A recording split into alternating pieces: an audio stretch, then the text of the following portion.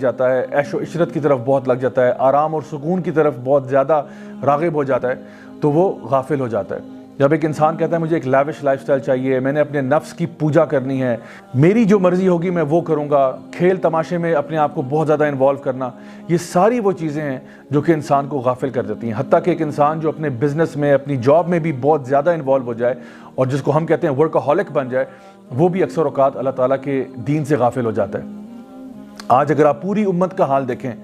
تو صورتحال کچھ ایسی ہے کہ لوگ یا تو اپنی فیملیز میں بہت بزی ہیں، یا اپنے کریئرز کو بنانے میں بہت بزی ہیں، یا اپنے لائف سٹائل کو اپ گریڈ کرنے میں بہت بزی ہیں، اور یہ بھول چکے ہیں کہ ہم نے لوٹ کر اللہ کے پاس جانا ہے۔ انا للہ و انا الیہ راجعون۔ ہم بھول چکے ہیں کہ ہم نے اللہ کے سامنے ایک دن پیش ہونا ہے، اور اللہ تعالیٰ فرماتے ہیں قرآن مجید میں فَمَن يَعْمَلْ مِثْقَالَ ذَرَّةٍ خَيْرًا يَرَهُ وَمَن يَعْمَلْ مِثْقَالَ ذَرَّةٍ شَرًّا يَرَهُ۔ اس دن جو تم نے ذرہ برابر خیر کا کیا ہوگا وہ بھی سامنے آ جائے گا، اور جو تم نے ذرہ برابر شر کا کیا ہو جائے گا وہ بھی سامنے آ جائے گا۔ آج کل کے میسج کو اگر ہم دیکھیں تو اکثر اوقات لوگ قرآن مجید سے غافل ہیں، نبی کریم صلی اللہ علیہ وسلم کی سنتوں سے غافل ہیں، اور شاید اللہ تعالیٰ کے دین پر عمل کرنا ہماری وش لسٹ میں ہی نہیں ہے۔ یہی سب سے بڑا المیہ ہے۔ ہم کہتے ہیں ہم نے بڑا آدمی بننا ہے، ہم نے اپنے کاروبار کو پروگریس کرانا ہے، ہم نے اپنی جاب میں آگے بڑھنا ہے، لیکن اللہ کا بندہ بننا ہے، یہ ہماری وش لسٹ میں بھی اللہ معاف کرے نہیں آتا۔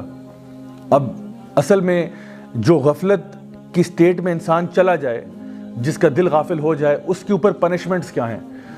علماء اس کے بارے میں بیان کرتے ہیں کہ ایسا شخص جو ہے اس کی پنشمنٹ دنیا میں بھی ہوتی ہے اور آخرت میں بھی ہوتی ہے۔ ایسا شخص جو ہے اس کی زندگی سے اللہ تعالیٰ برکتوں کو اٹھا لیتے ہیں، اس کی دعائیں قبول نہیں ہوتی، شیطان اس کے اوپر حاوی ہو جاتا ہے اور وہ بدترین انجام کی طرف پہنچتا ہے، یعنی کہ اس کا جو انجام دنیا میں بھی ہوتا ہے وہ بہت برا ہوتا ہے، آخرت میں تو برا ہوگا ہی ہوگا۔ اللہ سبحانہ تعالیٰ نے بنی اسرائیل کا ذکر کیا قرآن مجید میں سورۃ البقرہ کے اندر، یا بنی اسرائیل اذکروا نعمتی التی انعمت علیکم وانی فضلتکم علی العالمین، کہ اے بنی اسرائیل یاد کرو کہ اللہ تعالیٰ نے تمہارے اوپر کتنی نعمتیں کی تھی اور تمہیں تمام عالمین کے اوپر فضیلت عطا فرمائی۔ تو بنی اسرائیل کا واقعہ قرآن مجید میں اسی لیے بتایا گیا کہ وہ بڑے اللہ کے نیک لوگ ہوا کرتے تھے، بڑے چوزن لوگ تھے اللہ تعالیٰ کے، لیکن چونکہ وہ غافل ہو گئے اپنے مشن سے، اپنے ویژن سے، اللہ تعالیٰ کی طرف قریب جانے سے، تو اللہ تعالیٰ نے ان کو برباد کر دیا، اور وہ لوگ ہو گئے جن پہ اللہ تعالیٰ کا غضب نازل ہوا۔ My dear brothers and sisters, بالکل اسی طرح سے اللہ سبحانہ تعالیٰ سورہ آل عمران کے اندر مسلمانوں کو اب یہ ٹائٹل دیتے ہیں، یہ کہہ کر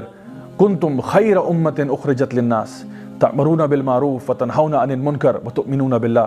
کہ تم اے مسلمانوں اب بہترین امت ہو۔ ایک زمانے میں بنی اسرائیل ہوا کرتے تھے، اب تم بہترین امت ہو، لیکن کیوں